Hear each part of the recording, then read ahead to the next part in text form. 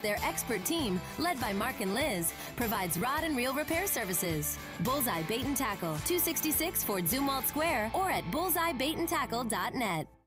When the storm hits and a tree comes down, you need someone you can trust right now. OLI Outdoor Services in Godfrey is on call 24/7 for emergency tree removal, trimming, stump grinding, and land clearing. Serving Illinois and Missouri with licensed, insured professionals and over 200 years of combined experience. Tree removal starting at just $2.99. Free estimates, plus financing.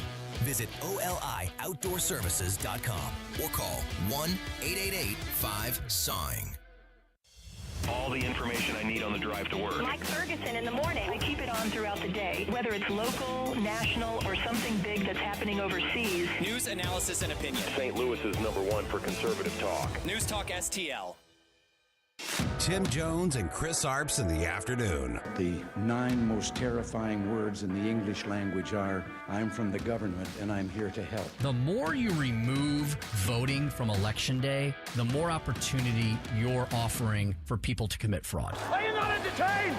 Are you not entertained? I think the Democrats are so short-sighted in this tactic they have now. They just cheat at any cost to win elections. Nobody stands up. These people are crazy. I'm telling you, they're crazy. What are we doing wrong here? As a former leader in the House, I think you can put your finger on it. It's called leadership. We don't have it. Tim Jones and Chris Arps.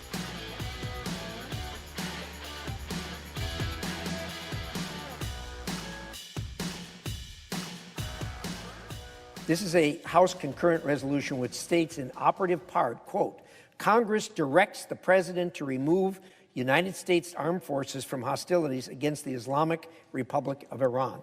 So whatever happens with this, it's going to have no effect. The president isn't going to pay any attention to it. And the most important thing is that voting on this, whether it passes or fails, sends a message to Iran. If this passes, the Iranians are going to simply stand up and walk away from negotiations. They're going to say this thing's over.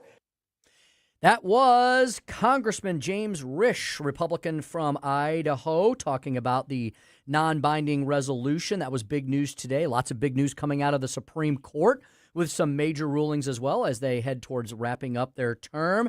And lots more to get to today on the Tim Jones and Chris Arps Show, Tuesday edition here on June 23rd, 2026.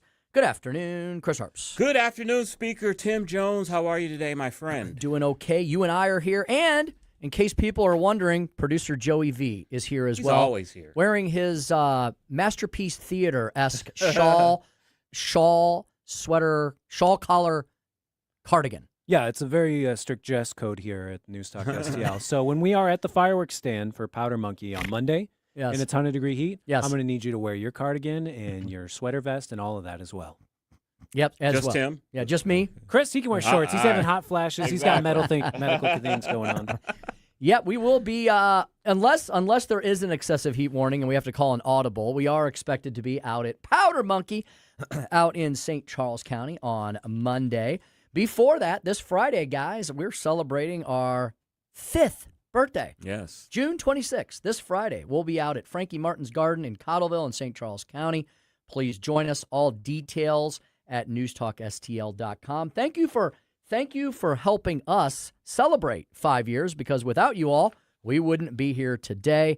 Thanks for sharing the station, telling your friends about us, downloading the app, listening to us on all the streaming platforms, and most importantly, making sure that you patronize all of our advertisers. Don't touch that dial. Don't hit a button. Don't turn off your streamer during the ad breaks, because these are locally owned, independently owned, family-owned businesses, almost the entirety of them, and we want you to utilize them if you have a need for them. Yeah, exactly.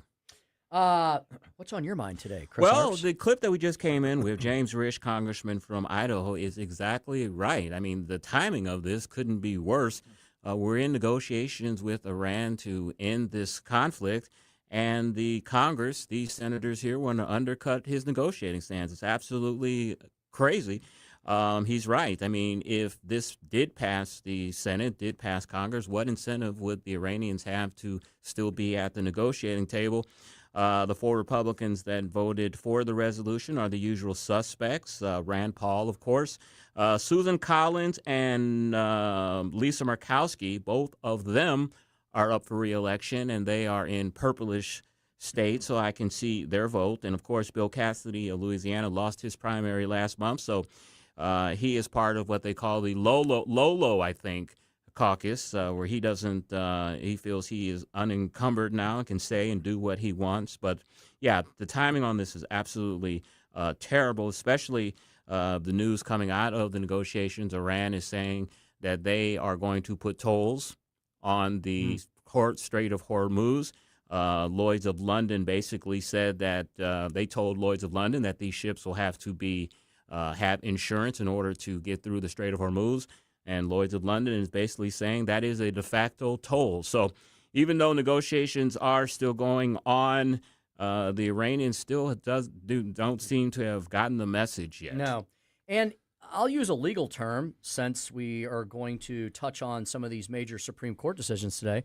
To me, not only is the War Powers Resolution silly because it's non-binding, it's moot. It's moot, M-O-O-T, because arguably the war part of this is over, right? There's no actual war going on. We won the war. Now we're trying to win the peace, and I just don't know. It seems like a lot of cheerleading to me. You know, we always complain about Congress not doing anything. Well, this is even worse. They're doing a silly thing, and so it just sends a bad message to allies and enemies around the planet. Yeah, it's I like, think this why aren't the Americans united on this? Yeah, I think this is a political message more than anything. The Democrats are looking for a campaign issue for November. And as I said, Bill Collins, who is going to be out of the Senate at the end of the year, he doesn't care anymore. And I think he wants to put a finger in the eye of the president. And then you have Susan Collins and Lisa Murkowski. They are both purplish Republicans, moderate Republicans who are up for re-election. So I think this is more of a political vote than anything else. Yeah, they probably realize it doesn't have any binding force either, so they probably feel safe in doing that.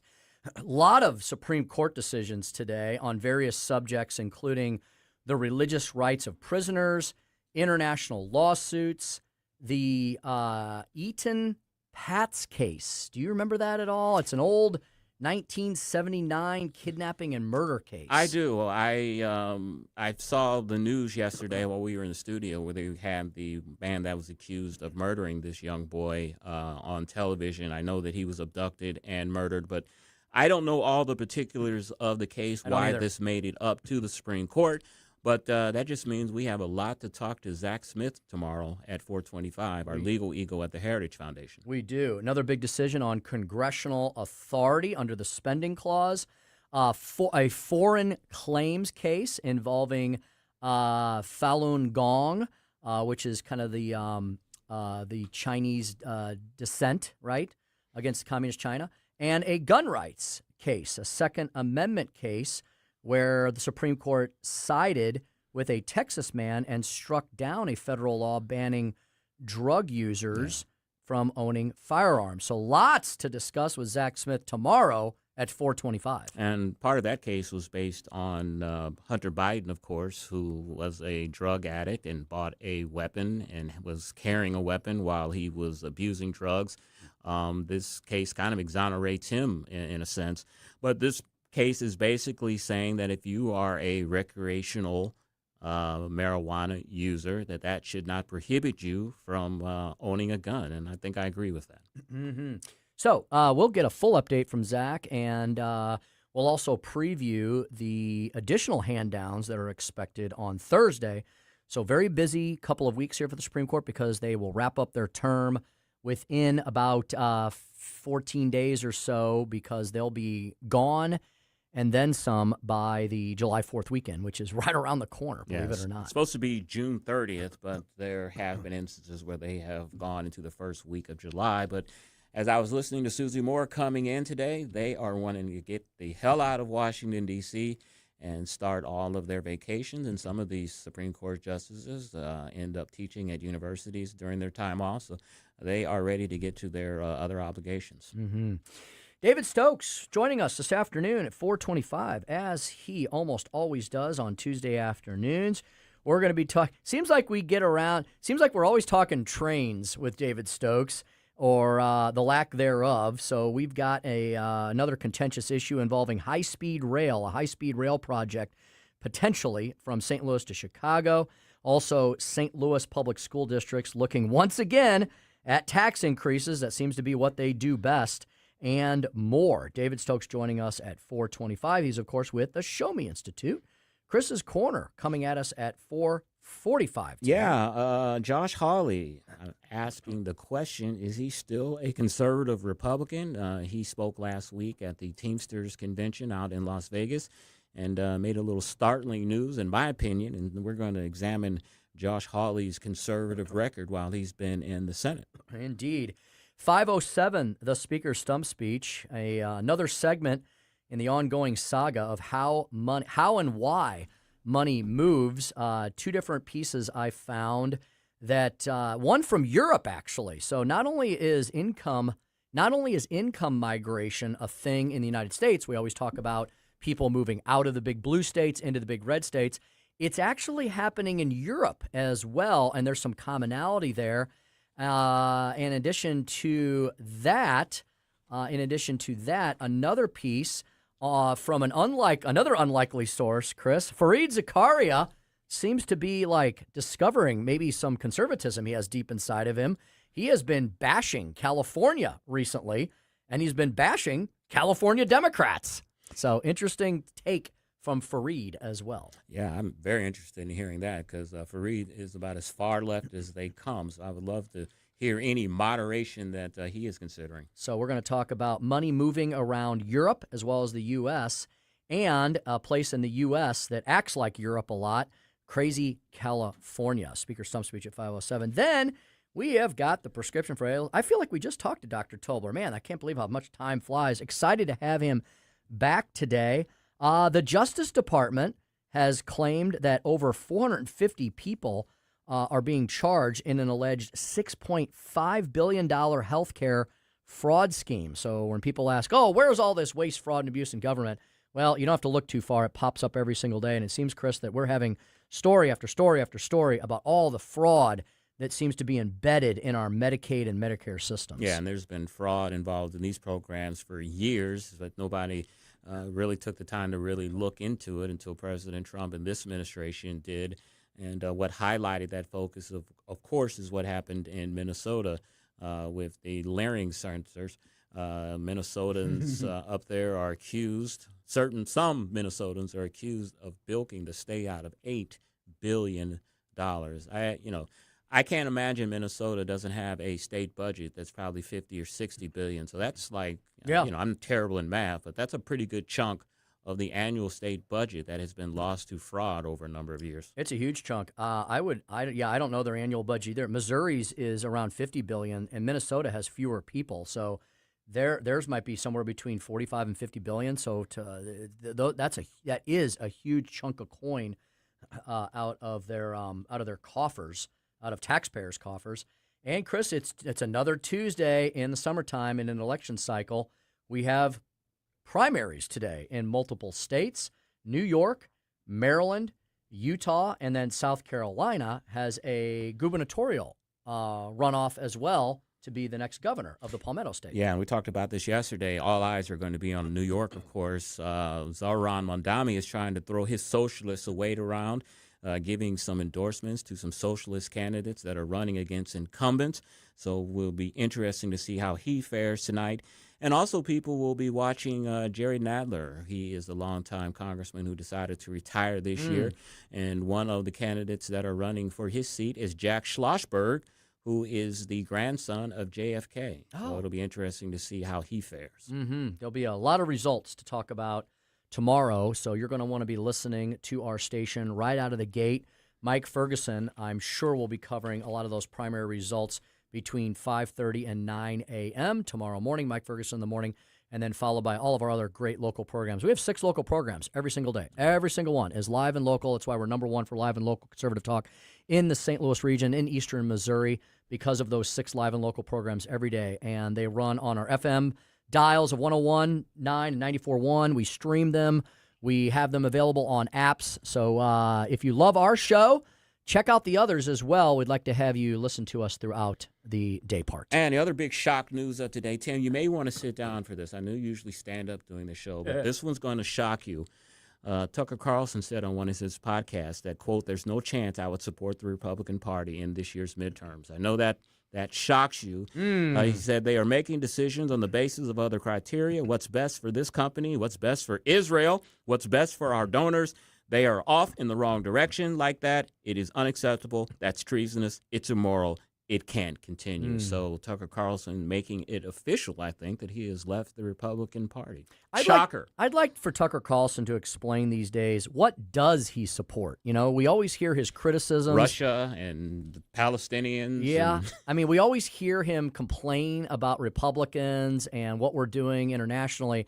I don't really hear a lot from Tucker Carlson as to what he thinks what he does support, you know? I mean, he implicitly says these things that make you question him, but like I'd like to hear him say, okay, well, who are you going to vote for this year? You're going to vote for Democrats, you know? Or that doesn't get clicks and followers. I know, it doesn't. That doesn't make you a lot of money. It doesn't. Although, you know what? I'll tell you this. I don't know who's watching Tucker Carlson these days because I was a huge fan when he was not completely off the deep end, and I haven't watched Tucker Carlson in years now. He's got what you call the against everything, just say no crowd. I think he has captured that market. I did look it up, Tim.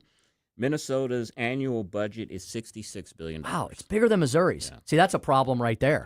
That's a huge problem because I think their population is less than ours because no one lives in the frozen north, you know? Mm-hmm. So that's a huge that's a big spending blue state up there, isn't it? $66 billion. $66 billion. Holy with a B. Smokes. That is really wild indeed.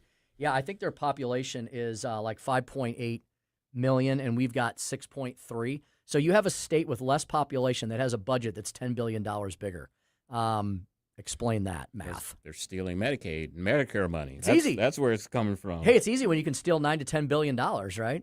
All right, 4:22 in the PM. We've got a guy that keeps his eye on local government accountability and more. David Stokes is going to join us to talk about a potential high-speed rail project to nowhere. Say it isn't so.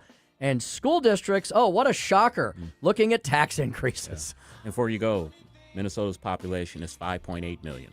Yeah, 5.8. Same as ours. Yeah. Yeah, well, we're 6.2. Oh. Well, we're 6.2.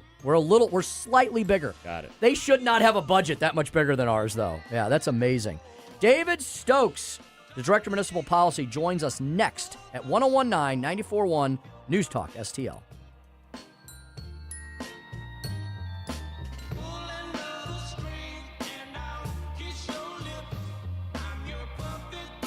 Like and subscribe to us on Rumble. News Talk STL.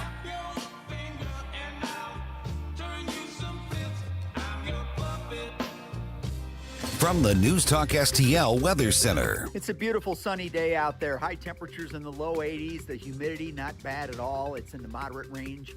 And with all that sunshine, going to be beautiful. Very nice at the ballpark this evening with temperatures in the 70s. And again, not too muggy. Overnight lows in the 60s. Now showers and thunderstorms return to the forecast tomorrow as high temperatures reach into the low to mid 80s. In the First Alert Weather Center, I'm KMOV meteorologist Kent Earhart. If you find yourself feeling out of place in the world, it's comforting to know conservative values haven't been abandoned everywhere. The far left wants to destroy conservative values in America. This is News Talk STL. Welcome home. I was checking out one of my systems the other day. Everything was running well, but I was just checking the tank of the whole home water purification cleaner system I have, the HTO system, the Hydrotech system, one of the many systems that the good folks at Jones Air and Water provide my brothers and sisters from another mother. Everett Jones and his entire family involved in the family business. This is a family business, locally owned, independently owned. Look, every doctor, nutritionist, healthcare professional will tell you they'll disagree on a lot of things, but they'll agree on one thing, and that is water is incredibly important to anyone's daily diet. Now, your diet doesn't mean you're fasting or it's like what you eat. You know, that also means everything that you eat and ingest. And part of your daily routine should be to drink as much water as possible, especially in these hot summer months with the high humidity and the heat. I know we haven't had that yet, but it looks like next week, July is coming in like a lion. And it's important to drink water year-round, even in the winter because of the dry air. Well, in the summertime, you're losing all of that moisture from your body because you're sweating it all out, and you got to put it back in. Jones Air and Water has all the products and services you need to have better water and also better air in your home. I mean, I can't think of two more important things that we do on a daily basis than ingest water into our bodies and breathe air, right? And so Jones Air and Water specializes in products and services that make your air and water cleaner, better, help your systems in your home or your business more efficiently, run more efficiently. Jones Air and Water services residential, of course, homes. They also service commercial properties, industrial. No job site too big or too small for Jones Air and Water. They got the Hydrotech HTO system that'll clean and filter all the water in your entire home. That's a double tank system. You put it in your lower level or your basement. They've got the reverse osmosis system that you put on your sink. Unending supply of clean, clear, delicious water.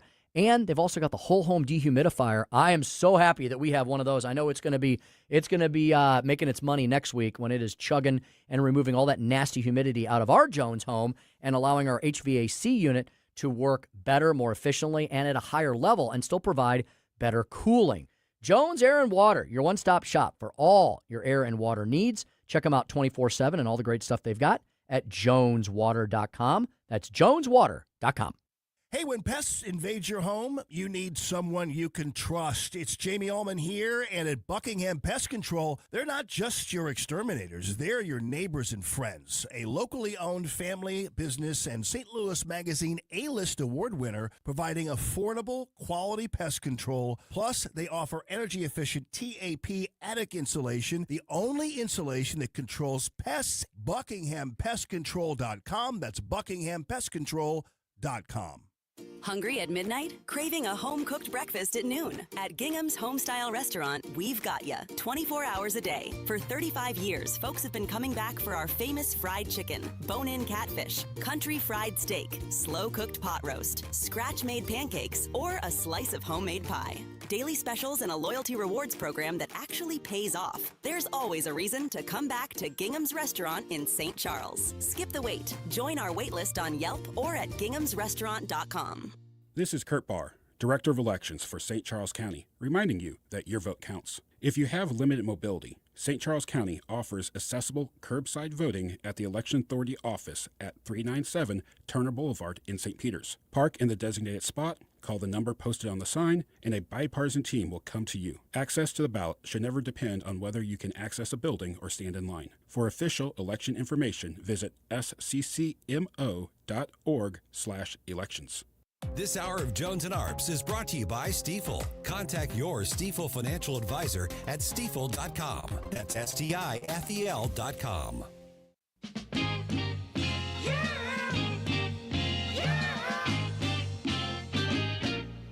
It's got to be mellow. Got to be mellow. 'Cause my baby loves me. Tim Jones and Chris Arps, driving the leftist crazy all afternoon. Crazy about my baby, and it's plain to see she's crazy about me. Crazy about me, yeah. She's got class and she's got style, a personality that drives me wild. She's not a put on and she's not make believe. She don't mind sharing love so that she may receive. The biggest problem for Amtrak in areas outside the Northeast is that they don't control their own fate. They're running along tracks that are owned by the major freight railroads of the country. If Amtrak wants to increase service, it needs to negotiate with freight carriers. But those companies have long resisted calls to make more room on their tracks for passenger trains. Really, this just comes down to an inevitable tension when the freights and passenger railroads have to share a limited capacity of track. The only area where Amtrak owns most of the tracks is in the Northeast Corridor. 429 on the Tim Jones and Chris Arps show, and on the line with us as he does every Tuesday. Oh, he's not here yet. Okay, I thought David Stokes was with us. No, David's a sack of crap, and we probably won't have him on ever again, actually. Not David Stokes. Or he's been in a terrible accident. I hope need not. To say nice Maybe he has to have a hip replacement. Let's hope not. I don't know. Tim, did I ever tell you guys about my Amtrak trip to hell and why I pledged to never take an Amtrak train ever again? I don't think I've heard this story. Yes, and I can relate to where they were talking about Amtrak shares tracks with passenger trains, and that sometimes causes delays. Back in 2002, my brother and I went to Texas, took a train to Texas for my grandfather's funeral. Going down there, the trip was uneventful. Coming back, Tim, we had 2 delays. One delay was a train broke down in front of us, and so we had to sit on the track for 2 hours. And then after they cleared the trains and kept going, we traveled for another few miles, a couple more hours. And then at the train station, they were supposed to switch crews. The crew didn't show up. So we had to sit on the tracks for another 2 hours waiting for the train crew to show up so we could head on our journey. I think we were like 5 or 6 hours late. We were supposed to be back in St. Louis like at 6. We got in at like midnight. And I swore then I will never, ever take a train ever again. Not one of my favorites. All right, we've got the Stokester. David Stokes over at the Show Me Institute. In high school, you talk about spike. I had a very short spike. It was I knew there's a spike somewhere in there. It wasn't very punky. It was more Leave It to Beaver-ish, maybe. David, I think this is the first time ever in 5 years that you've been late. What happened? I had a little trouble finding my phone. It's embarrassing. I set it down somewhere, and I couldn't find it. And it was on vibrate, so you guys calling me didn't help. So I don't know what happened, so I apologize. You know what, David? I can't laugh at you too much because I do that all the time, lose my phone. My wife has installed Find My Phone on my phone, and it's embarrassing when it's like right next to you or in your pocket and when you can't find it. So you're getting older, my friend. You don't need hip replacement and all. You know, David, when I worked at the election board 100 years ago, the 2 most contentious elections were for school boards and elections for municipalities and these little villages. That's where people came in. They really got riled up. Well, it looks like several St. Louis area school districts are asking for tax increases. What are they for and why? Well, there was a good article in the Post-Dispatch on it just the other day, and people should check it out. It's nothing immediate, meaning there's no, to my knowledge, there's no big school district tax increase on the August ballot. But as the point of the article says, for a variety of reasons, some of which I have some sympathies for the school districts and the taxing districts, and some I do not. I think you're going to see that's the point of this article. We're going to see a large number of school district tax increases over the next year or two. And some of it might start in November here because the taxing entities still have time to put things on the November ballot. Why are they doing this? Well, there's a couple reasons. There's these major changes to property taxes in Missouri that is under lawsuit right now. But while it's being upheld and while it's being fought over in court, some of these school districts are trying to sort of get in before these things get finalized. It's the same way with the senior property tax freeze. This is where, I have some sympathy for them. That's just going to get larger over time, the impact of that tax freeze. So some school districts are trying to get their higher rates in while the senior property tax freeze is still relatively new.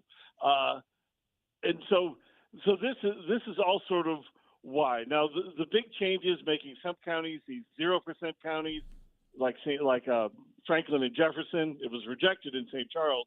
Some counties in the outer areas, these called 5% counties, those are probably going to be thrown out by the courts for reasons that I would agree with. But you just have all these school districts seeming to think that they just need to get these increases in now.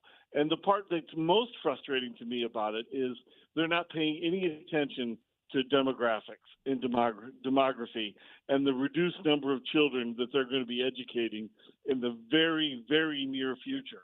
And the idea that they need to be getting these tax increases now to expand facilities and do all of that, I think is crazy, because we're only a couple of years away. Frankly, in some places we already may be there in making cuts that people don't even realize how big they're going to be, as all these school districts are educating less and less children each year. So generally speaking, I'm going to be opposed to these increases. But again, especially with the senior property tax freeze, I can at least see a modicum of where they're coming from.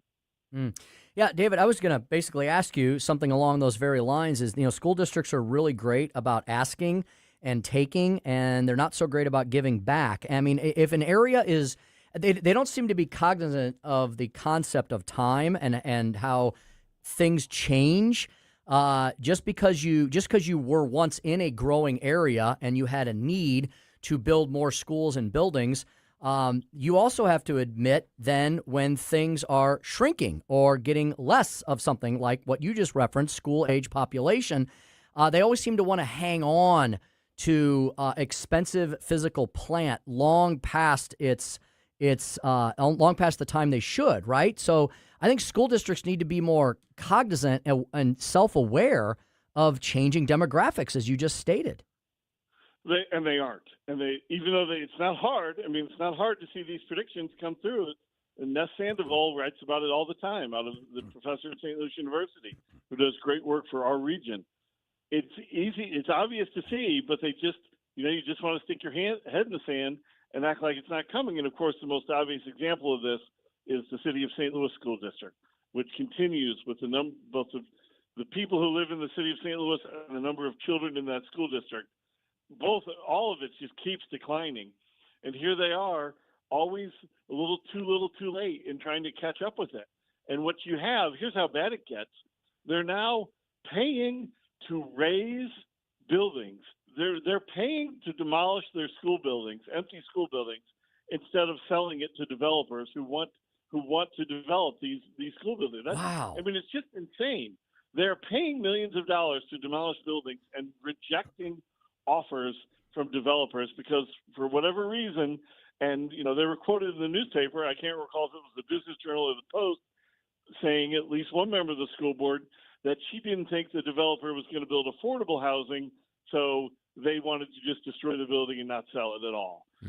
It's crazy, and it's just there's other school districts that are going to be going down that path of having to make difficult decisions of closing schools. But in the meantime, the frustrating part is just going out of their way to try and get – we're going to see it. We're not seeing it right now, but over this next year, trust me, the three of us are going to be talking about school district tax increases on the ballot constantly. And I think in the vast majority of cases, they're going to be unjustified. David, I learned a valuable lesson years ago when the St. Louis School District was taken over by the turnaround firm. You remember that? I do. And you remember most of the controversy was because the turnaround firm suggested that you outsource the cooks, that you outsource the maintenance staff, that you outsource the landscaping staff. And the teachers and everyone that supported the schools were outraged over that. And that's when I learned basically that the function of a school district is no longer to educate our children. It's a jobs program. It's that way in the big cities, St. Louis and Kansas City. And it's also, I don't think that's such a problem in the suburban areas. I don't think the St. Louis County school districts, I don't think that's a big deal. But you know where that is a huge deal? In rural Missouri, where the school districts in so much of rural Missouri are the number one job creator. Well, not really a job creator, but the number one employer in that area. So yes, you talk about change. You talk about charter schools in rural areas, any type of competition. You talk about, expanding scholarships for poor children to go to private schools if the public schools aren't working for them. You get so much pushback to that throughout rural Missouri, and one of the big reasons for it is nobody wants to harm their school district, and it's not about the kids, unfortunately. It's often they might be smart enough to say it's about the kids, but it's often about the jobs for the people in that school district. Just the same as that's a huge problem in the City of St. Louis School District as well. All right. Well, that's a story that'll still be told. I'm sure we'll get back to that as we approach these next spring elections. David, it seemed like we talked to you about a lot of rail stories to nowhere, right? Whether it's loop trolleys or high-speed rail concepts. Apparently, there's another one that's being proposed. This one, we've heard about St. Louis to Kansas City routes that have been tossed around over the years. Now, apparently, there's one St. Louis to Chicago. Do tell. Well, right. Another good article in the I think it was the Post on this the other day, and this one seems to be good. And what I mean by that is the people on this. What I mean by that is the people on this commission in Illinois seem to be asking a lot of tough questions. Okay. They did. You had us worried there, David. Right. They increased the speed of the existing Chicago to St. Louis train. One of those. About 10 years ago, they made some improvements to it, and it's slightly faster. But it does not justify the term high-speed rail. It's just slightly faster rail, as long as you don't have the problems that you guys described in the lead into the show while you were waiting for me to find my phone and call in. These same. But now there's a plan for even greater investment, billions more dollars from Chicago to St. Louis for high-speed rail, like perhaps something worthy of the name. But a lot of the members of this commission in Illinois are properly asking tough questions. Like, will the ridership even remotely justify the billions and billions of dollars to spend this? And I hope they come to the answer of no. And reading the article, I think there's a good chance they will come to the answer of no. Like so many of these cases, the projections that the consultants they hired seem just absurd. Like going from the present, 1,000 people a day on this whole track, roughly, to 8,000 people a day if it were high-speed rail. Like, it's just not going to happen, that type of dramatic increase. Never going to happen. And I hope that Illinois says no to this. And I'm not somebody who's automatically anti-Amtrak. The Acela high-speed rail on the East Coast is well worth the investment, has the ridership to justify it. I love what private high-speed rail companies are doing in Florida, and hopefully they're expanding in Southern California. Great opportunities, particularly for the private sector there. And I'm not opposed to subsidies to maintain the St. Louis to Kansas City route once or twice a day and St. Louis to Chicago a few times a day. But billions of dollars for high-speed rail is just like the Metrolink Green Line is just lighting money on fire to accomplish nothing. And hopefully it will not happen in Illinois. I'm confident it won't happen here in Missouri, but I'd hate to see it happen in Illinois too. They've got enough problems with money over in Illinois to not waste billions of dollars more to serve a very small number of people. David, the Post-Dispatch has a headline today that I think is more a rhetorical question than a headline. The headline is, "Violence has spiked on 8 blocks north of downtown St. Louis. Are homeless camps to blame?" I have one answer for that. Duh. What's your thoughts? Well, my thoughts are exactly the same as yours, and my colleague Patrick Toohey, a Friday guest on your show frequently, who tweeted out the old, "I'll save you reading the article." The answer is yes. Of course, it's about the homeless camps north of downtown that the city just refuses to make the difficult political choice. Although I don't know why it's a difficult political choice. The average voter and resident of the city wants these homeless camps cleared out.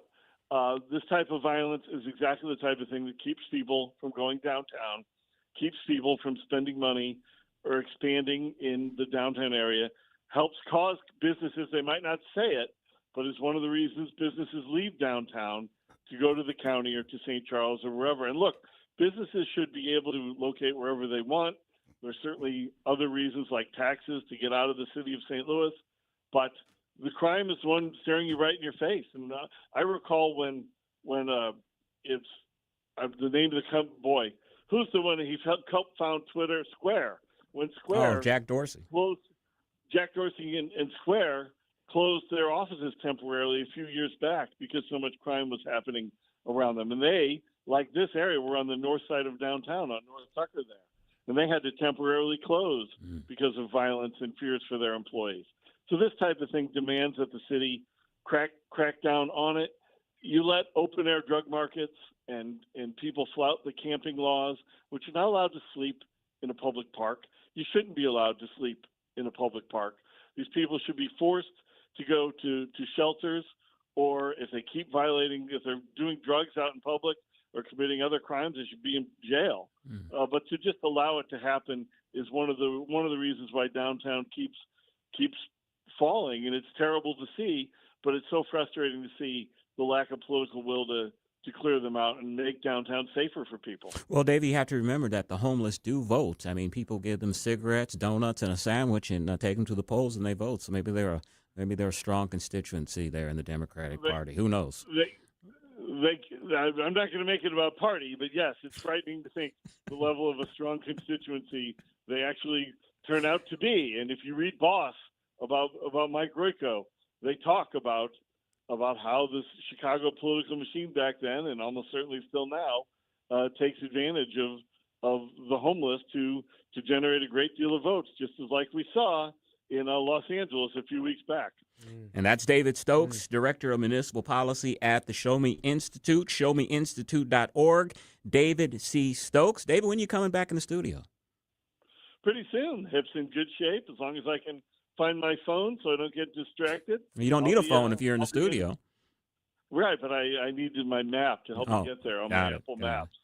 All right, David. You got to have. If you can't leave your house without your phone now, Chris, come on. That is true. All right, David. Have a great weekend.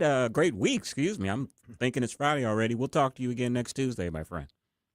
Thanks, Chris. Thanks, Tim. Talk to you guys soon. All right, 446 went a little long because David was late, but Chris's Corner is Josh Hawley, still a conservative Republican. We'll talk about that next on the Tim Jones and Chris Arps Show on 101.9 94.1 News Talk STL. Like us on Facebook at News Talk STL. And it's plain to see she's crazy about me. From the News Talk STL Weather Center. It's a beautiful sunny day out there. High temperatures in the low 80s. The humidity not bad at all. It's in the moderate range. And with all that sunshine, going to be beautiful. Very nice at the ballpark this evening with temperatures in the 70s. And again, not too muggy. Overnight lows in the 60s. Now showers and thunderstorms return to the forecast tomorrow as high temperatures reach into the low to mid 80s. In the First Alert Weather Center, I'm KMOV meteorologist Kent Earhart. News, analysis, opinion. You know, they're literally taking the Constitution and putting it in a paper shredder. News Talk STL. Since 1964, 62 years ago now, Royal Banks of Missouri has been proud to be your local community bank. They have branches in St. Louis, St. Charles, Southern Illinois, and even up in Northeast Missouri near Hannibal. What I love most about Royal Banks is they've got that hometown feel, but they also made banking incredibly convenient. Their local team is ready to partner with you at any stage of your financial journey, whether you're just getting started or planning your next big move. And here's the game changer, especially for me. Their interactive teller machines, or their ITMs. No more rushing to beat bank hours. You can connect with a real Royal Banks employee even in the evenings and on Saturdays. How convenient is that? Whether it's a deposit, a payment, or just getting help, it's simple, secure, and you're still talking to a real person you can trust. That's the difference with a community bank. Visit royalbanksofmo.com to find an ITM near you and learn more. Royal Banks, Missouri, investing in our communities one client at a time. Member FDIC, equal housing lender. Bill, that's a big smile for an old politician.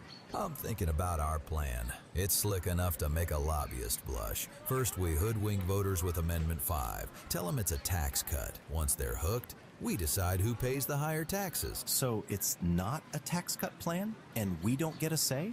Right, just swaps who pays the tax, but it does remove 3 voter-passed taxpayer constitutional protections. That lets us levy new taxes on services, increase sales taxes, and even tax home sales. And voters will no longer get to vote on tax hikes. Higher sales taxes on groceries, gas, service taxes on doctor visits, childcare, and even rent on apartments. Jeez. taxes could exceed 20%. Sure, they figure that up to 80% of taxpayers will pay more taxes. Many, hundreds more. Seniors, they'll get hit even harder. But our big donors will cut a fat hog. The ones getting butchered by Amendment 5 are most taxpayers. I'm voting no on 5. Paid for by Missourians for Fair Taxation. Is your portfolio prepared for the biggest risks facing investors today? Hi, it's Tim Jones. High inflation and a rapidly changing economy may impact your investments. If you haven't made appropriate changes, your portfolio may not be positioned to address some of the biggest risks in today's economy. That means it's time to request your free portfolio review from the ClearPath Wealth Management Group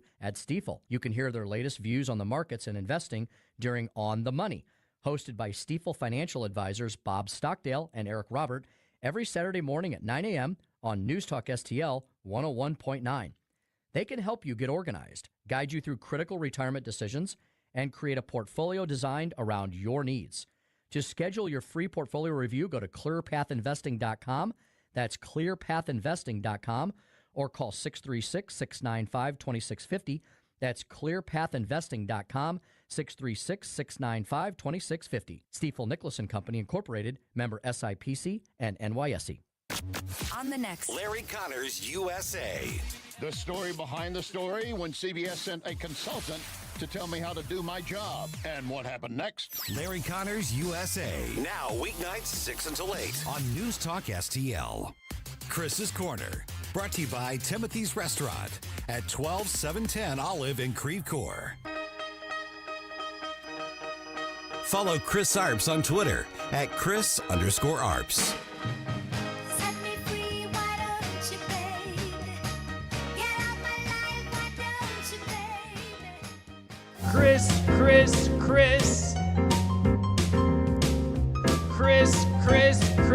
Chris.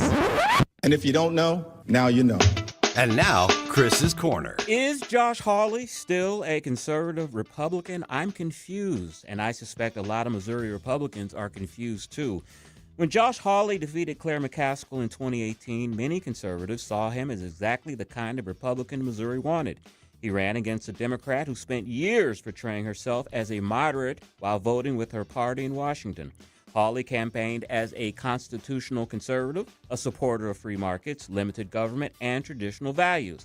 But lately, I find myself asking, what exactly is Josh Hawley's political philosophy? Last week, Hawley addressed the Teamsters National Convention in Las Vegas, where he argued that Congress should make it easier for unions to secure contracts. He said his Christian faith supports organized labor and backed legislation designed to strengthen unions' bargaining power.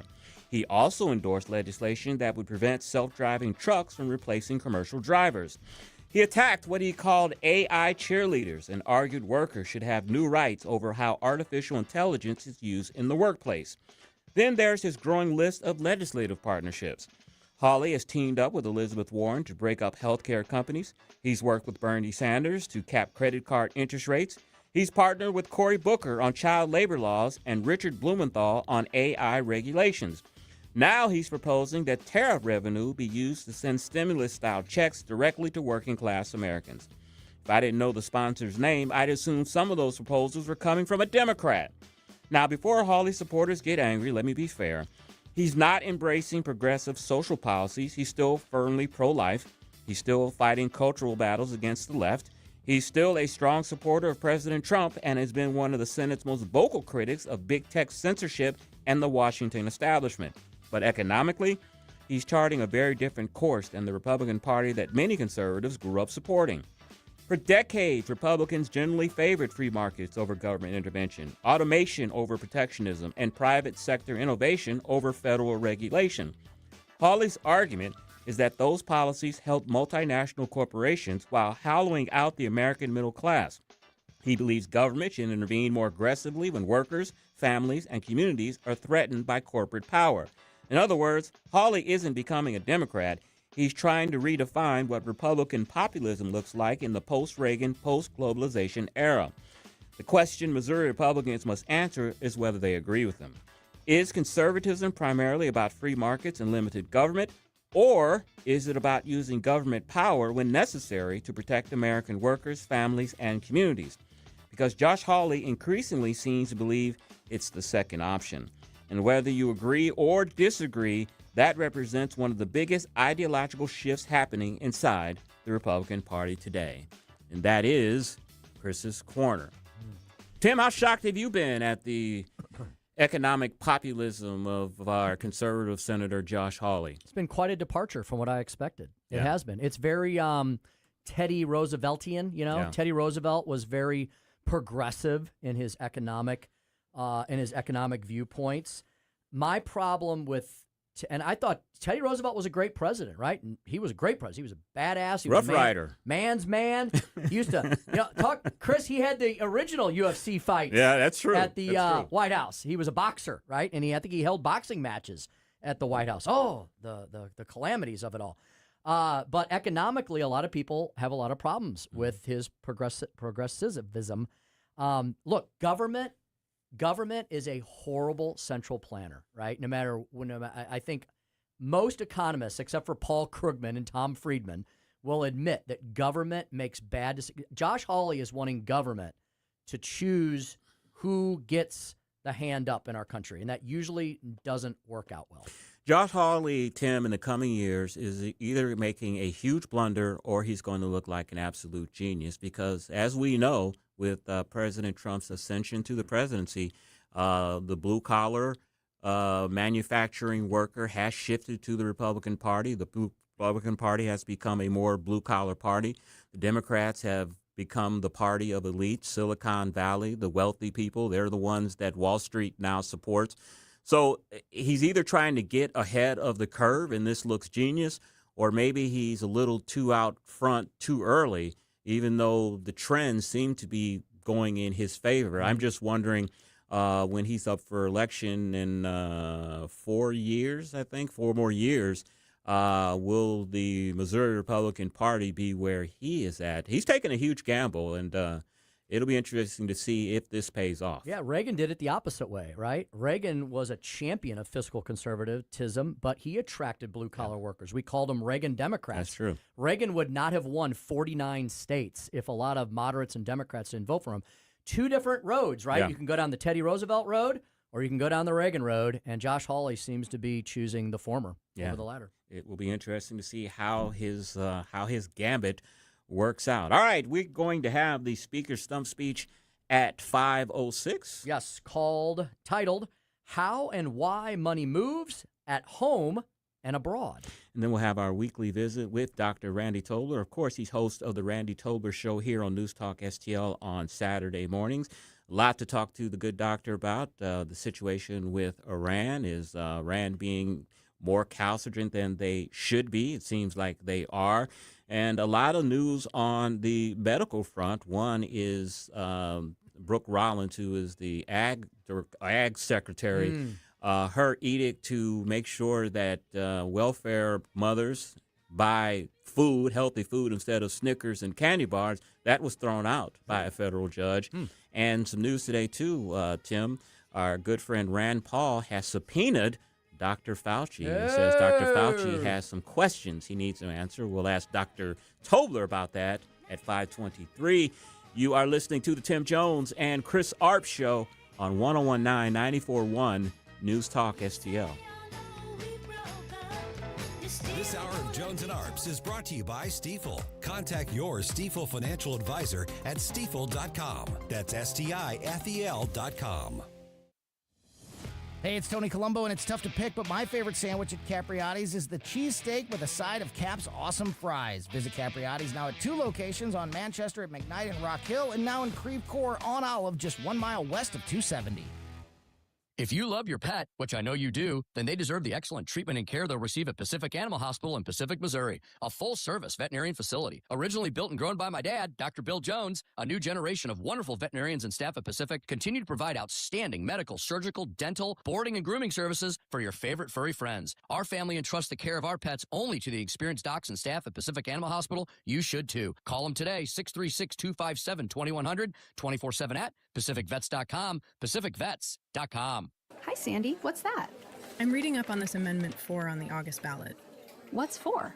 Amendment 4 absurdly creates a new un-American minority veto power, but only for ballot issues that we citizens put on the ballot. Don't they say it'll protect conservative ideas? Truth gets in the way of their story. Amendment 4 would mean as few as 5% of the most liberal statewide voters in one congressional district could veto any good conservative idea or reform, even when a big majority supports it. That does sound un-American. How did that get on the ballot? The politicians put it there, and it would empower a small minority of liberals. They could stop funding for police, stop tax cuts, or any other common sense conservative policy we support. Only 5%? One district? That would make it nearly impossible to pass needed reforms or rein in politicians. Yep, Amendment 4 is a misguided power grab by politicians. I'm voting no on Amendment 4.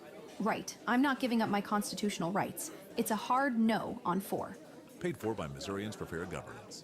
KLGY HD3 Clayton, K270BW Bellefontaine, KNBS Bowling Green. This is News Talk STL at 1019, 94.1, and always streaming at newstalkstl.com. News this hour from Town Hall. I'm Keith Peters in Washington. Iran's foreign ministry says no visit has been scheduled for UN inspectors to visit Iran's bombed nuclear site. The sites in question are those earlier bombed by the US. At a news conference in Tehran, Baghai's remarks appear to cut against those made by US Vice President J.D. Vance, who said negotiations in Switzerland won an agreement for the IAEA to visit Iranian sites. The IAEA has been in and out of Iran since Israel's 12-day war against Iran in 2025, but has not been granted access to the bombed enrichment sites targeted by America in that war. I'm Charles de la Tasman. The Senate, for the first time, has approved a war powers resolution to block U.S. military action against Iran. Tuesday's vote comes as lawmakers warily watch President Trump's efforts to resolve the conflict. It was the 10th time the Senate has tried to advance a war powers resolution. Today's show host Savannah Guthrie reacts to reports of her mom Nancy's possible death. We love our mom and we'll never stop looking for her. Never. Guthrie says the reward still stands. We need your help. We're begging for your help. The emotional plea came during the Today Show on NBC Tuesday, a day after news organizations said a ransom note months ago had indicated Nancy was dead. We are in agony. And we cannot be at peace. The 84-year-old was reported missing from her Arizona home on February 1st. Authorities believe she was taken against her will. A masked man was seen on video outside her door. So far, DNA has been inconclusive. I'm Julie Walker. On Wall Street today, the Dow Jones Industrial Average down by 45 points. The Nasdaq dropped 579, with the S&P 500 lower by 107. More at townhall.com.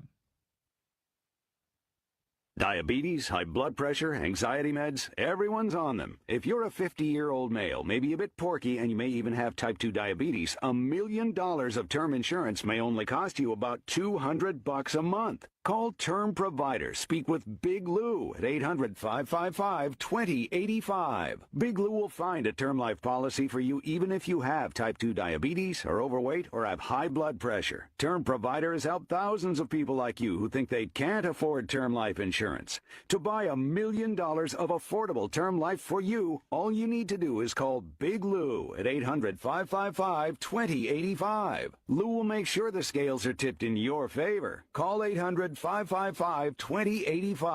Big Lou will answer your call and work to fit you into a term life policy that you can afford. Remember, Big Lou's like you. He's on meds too. Call 800-555-2085 or Big Lou. From the News Talk STL Weather Center. It's a beautiful sunny day out there. High temperatures in the low 80s. The humidity not bad at all. It's in the moderate range. And with all that sunshine, going to be beautiful. Very nice at the ballpark this evening with temperatures in the 70s. And again, not too muggy. Overnight lows in the 60s. Now showers and thunderstorms return to the forecast tomorrow as high temperatures reach into the low to mid 80s. In the First Alert Weather Center, I'm KMOV meteorologist Kent Earhart. This hour of News Talk STL is brought to you by Stifel, serving investors for over 130 years. Contact your Stifel financial advisor at stifel.com. That's STIFEL.com. Looking to celebrate the 4th of July with a bang? Then look no further than Powder Monkey Fireworks. We've got bottle rockets, fountains, cakes, mortars. Our selection is endless, with low prices and no gimmicks. Our friendly, knowledgeable staff will help you choose the perfect fireworks to make your holiday unforgettable. You'll go bananas at Powder Monkey, Highway 94 in St. Charles, on Westwood in Weldon Spring, and on Brendel in Rocky Mount. Don't want to fight the crowds? Order online at powdermonkeyfireworks.com. As you know, Vincent's is not just my favorite jeweler. Vincent's is my only jeweler. And I was in recently looking at lab-grown diamonds. These are not glass. They are actual diamonds, but they cost a fraction of a natural diamond. You can check them out at vincents.com, or better yet, see these lab-grown diamonds in person. You're going to be amazed at the beauty and the price. Vincent's Jewelers, vincentsjewelers.com. This year, America turns 250, and News Talk STL is celebrating our nation's semi-quincentennial all year long. News Talk STL, #1 for live and local Soros-free talk, with proud supporters of our 250th birthday celebration. Di Gregorio's Italian Market, AAA Motor Speedway, and American Family Insurance. 250 years strong, and we're just getting started. 1019 and 94.1 News Talk STL.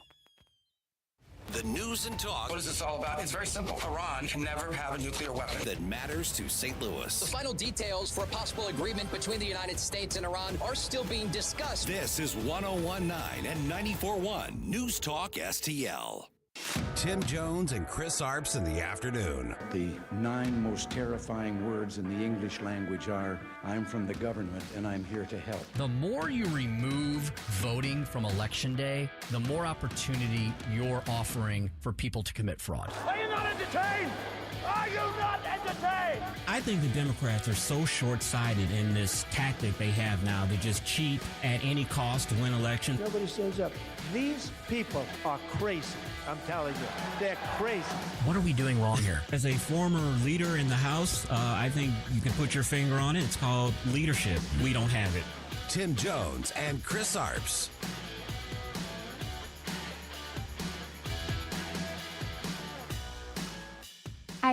Senator Moreno, I think these questions are very important, but I just have to say Donald Trump is the president right now, and prices are extraordinarily high. People are not eggs, not oil, not fertilizer, and now we have. I just think telling people that prices are not high is not going to work. Prescription drug prices on TrumpRx.com are down 85 to 95% for 836 of the most commonly used drugs. We've tried. So my point is that when people create a forest fire and then blame the other person for said forest fire, I would call that a hoax. Thank you, Mr. Chairman. Yeah, it's like when the arsonist gets rewarded for maybe stomping out a little piece of flame, right? And that was Senator Bernie Moreno of Ohio calling out the Century Foundation. I don't know who they are, Chris. They're probably some dark money 501c3 leftist group who was blaming Republicans in a hearing that everything we're experiencing now is all Donald Trump's fault, and refusing to acknowledge that under Joe Biden, inflation was 3 times what it is now. Gas prices were twice as high, et cetera, and so forth. That's kind of weird hearing someone defending, in a sense, Joe Biden, because all the Democrats don't know Joe Biden right now. They don't claim him at all. And so it's kind of weird hearing somebody trying to defend Joe Biden, especially coming from a Democrat. Yeah, she's not an elected official, so maybe she didn't get the memo. Yeah. You know, she might not have been on the email list. Yeah. Where they say, we don't talk about the Bidens anymore. Exactly. Who? Exactly. Who was that? Who was that guy who was in D.C. for 60 years? Welcome back to the Tim Jones and Chris Arp Show, Tuesday edition of the program, 5:08 in the p.m. Thanks for joining us here at 1019, 94.1 News Talk STL. Speaker Stump Speech in just a moment on how and why money moves at home and abroad. Yeah, a lot of the concepts we talk about here in the United States as far as income migration are occurring now as well in Europe. And speaking of acting like Europeans, Fareed Zakaria had some harsh words for California. So I'm going to do a little double dip into 2 different but related articles on how and why money moves. And then Dr. Randy Tobler will join us at 5:25. Chris, apparently, Tony Fauci may have gotten a pardon, but he's still not completely out of all potential hot water. I don't know that the pardon will help him for anything moving forward or new stuff. Or, you know what? Maybe perjury. That could also be something that maybe Rand Paul is trying to trip up Tony Fauci on. But apparently he's been subpoenaed, Yeah, he said appear before Congress. He said he has a lot to account for, the closing down of America, the gain of function testing. He has a lot of questions to answer. And apparently Fauci was supposed to show up at a hearing last month, and he's been playing dodgeball with the committee. So Fauci just decided to subpoena him to get him before the committee. Well, he's very busy giving lots of speeches to like Washington University college commencements, alums, and things of that sort. So Dr. Randy Tobler, our resident doctor, will weigh in on all of those items and more, in addition to the fact that the Justice Department continues to uncover fraud funded by you, unfortunately, and me, and all of us. 455 people charged in another multi-billion-dollar healthcare fraud scheme. I mean, we're up to tens of billions of dollars now across the country that could have gone to noble purposes and instead was completely frauding taxpayers. So all of that, a lot of Mercedes and BMWs. Yep, and Leering centers. Across the nation. Chris, what are we going to talk about in the 545 segment? A not-so-surprising poll on data centers, Tim. Oh, I can imagine what that says. Not-so-surprising poll on data centers. And after we sign off this evening and after you listen to Larry Connor's USA at 6 p.m., you're going to want to check out the election results from various states around the country because they would, help give us another look into what may happen in the midterms and moving forward. New York, Maryland, Utah, and a gubernatorial runoff in South Carolina. Will we see the emergence of another Kennedy in elected office? Yes, a lot of interesting storylines in New York, including that one. And then you're pitting the new leftists, the self-ascribed Democratic Socialists. They claim it. They own it. It's not something we say for fun or to poke fun anymore. That's what they've called themselves, the Democrat Socialists in New York, taking on the Democratic establishment. And we're going to see whether or not the leftists or the liberals win tonight. In addition to that, Chris, I saw a very unfortunate story. Look, we tell you all that's wrong with Democrats, but we do not wish any harm on them, and we hope that they are treated fairly like human beings.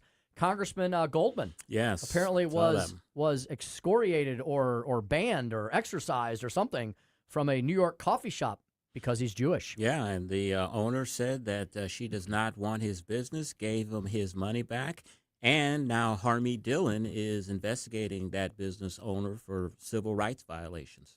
Isn't that kind of chilling? I mean, that reminds me of the opening scenes of a lot of World War II era movies where Jews in various parts of Europe started being treated like second-class citizens and prohibited from certain public spaces. And it shouldn't be surprising because this business owner was a huge supporter of Zoran Mandami, and we've heard the comments that he's made about Palestine and about Israel, and one of his supporters expressed her disdain with this Jewish congressman, which may cost her a little money and a little fine. And I don't know if she's going to lose any business over the bad publicity of this. It is New York, but, the last thing you want to do is go fight against the federal government. Yeah. I love Jerry Seinfeld's response to Palestine. Somebody screaming at him about Palestine last week. And Jerry Seinfeld's a liberal left-leaning comedian, but he's also Jewish, and he knows how dangerous his people are right now in the position they're in. And his response was, Palestine, it never existed. Yeah. And he's right. He's right about that. Yeah, I saw that some podcaster was trying to get him to say free Palestine, and he came back with a quick quip because he's a comedian. He said it doesn't exist. And he's right. That is a concoction in the minds of anti-Semitic left-wing liberals, and unfortunately some on the crazy lunatic right as well. All right, hey, it's 5:13. Better get right to it. How about we do today's Speaker Stump Speech? Listen to me, listen to me. I'm very consistent. I'm a very stable genius. It's time for the Speaker's Stump Speech, sponsored by Hanson's Tree Service at hansonstree.com. Unfortunately, too many in Washington still believe the answer to every problem is more government. We saw this during the Biden administration. Reckless spending and heavy-handed regulation made life more expensive and made it harder for businesses to invest, lenders to serve their communities, and builders to build. We should be clear, regulations, they have a cost. When Washington makes it harder for a bank to lend, a business to invest, a builder to build, and an entrepreneur to grow, those costs do not disappear. They show up in higher prices, fewer choices, and fewer opportunities for American families. That's Senator Tim Scott from South Carolina, and he's pointing out what we discuss often time on this station and on our show in particular, and it's how and why money moves. Look, the senator is exactly correct. When taxes and regulations are too high, then Americans have the complete freedom and ability to move away from those high tax, high regulation states to low tax, low regulation states. And that is not just a theorem. That is an actual fact. And if you don't want to believe any sort of common sense, conservative, right-leaning think tank, you can believe the very objective black and white U-Haul Index. The U-Haul Index, released every year in the first week of January, shows where U-Hauls make one-way trips to. And over the last many decades, they have been making one-way trips out of big blue, high regulation, high taxation states and into low regulation, low or no tax, especially on income tax, red states. Red states rock, blue states continue to blow it, and that has been true now for decades in the United States of America. It's very easy to move now. It's always been everyone's ability to move. It's never been easier to move than in today's high-tech virtual world where people can largely work from anywhere. With the advent of Zoom and Teams and all different kinds of other streaming platforms, you now can pretty much have instantaneous communication with anyone in our country, no matter where you might be. And so even if your place of employment might be in a big blue state, you don't have to live there. It's easier now than ever to move. And despite the belly aching and moaning and groaning from the lunatic left, Americans have never experienced the level of living and prosperity that we currently have in this country. Yes, do we have poor? We do. But our poor, if you look at per capita cost of living and per capita wealth in the United States of America, did you know that our poorest, and I'm talking about people, I'm not talking about the mentally ill and the homeless and people that are just, they absolutely need the social safety net. But I'm talking about like the working poor. Our working poor are now wealthier than the average Briton in the United Kingdom. That's how poor that one of the other advanced countries, one of the first world nations in this world has become. That's how wealthy we are in the U.S. And that's why everybody wants to move here, because they know that we have upward mobility. We have the ability to travel, to move around our 50 states, and to go to the ones that don't punish our work, that don't punish our labors, that don't punish our paychecks, and don't regulate us into non-existence. That's why, sidebar here, Amendment 5 is so important for Missourians to consider on our Tuesday, August 4th ballot. An elimination of our income tax, just like Tennessee, and a move to a consumption tax system. It's not a tax shift or a tax increase because the bill mandates it has to be revenue neutral, and it also must provide local property tax relief as well. We're basically going to emulate what our colleagues in the volunteer state have figured out decades ago. That a no-income tax state with a system of taxation based on consumption and low regulations is really the way to go. That's why thousands of people are moving to Tennessee every month, and why Nashville is booming while St. Louis is suffering. Well, guess what? Our friends at the Committee to Unleash Prosperity have found out that these types of attitudes and these types of influences and these types of motivations exist not only in the United States of America, but in Europe as well. The Committee to Unleash Prosperity sends out an email every single day. It's called the Hotline, and you can subscribe to it too. It's free. Just go to committeetounleashprosperity.com and subscribe to the Hotline newsletter. They had a great piece this week. The rich around the world are moving to escape high taxes, not just in the U.S., but all over the globe. They said, we started Unleash Prosperity's Vote With Your Feet project to track how Americans are taking trillions of dollars of their earnings out of high tax states and moving to low tax states, as I said earlier. The Committee to Unleash Prosperity is saying we might now need to launch a global version of the same analysis. The Economist magazine's headline put it this way: the world's wealthy are migrating like never before. The chart in Committee to Unleash Prosperity this week from migration consultant firm Henley & Partners shows that the UAE and the USA are the big winners as far as this migration. The big losers, the aforementioned United Kingdom, Communist China, India, and oligarchical Russia. The Economist put out a chart of country wealth flows, the top 25, the top 10 and the bottom 10 from 2025. The top 10 are the UAE, the USA, Italy, which under Giorgia Meloni has definitely moved back towards a more free market style of capitalism, Switzerland, Saudi Arabia, Singapore, Portugal, Greece, they finally got their act together, Canada, and Australia.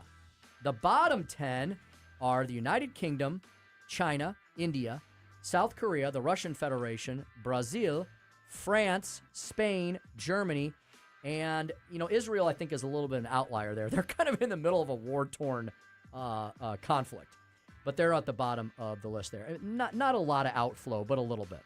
The biggest losers definitely are the UK. They're outpacing everybody by the millions, and they're closely followed by China and India, with Russia not far behind.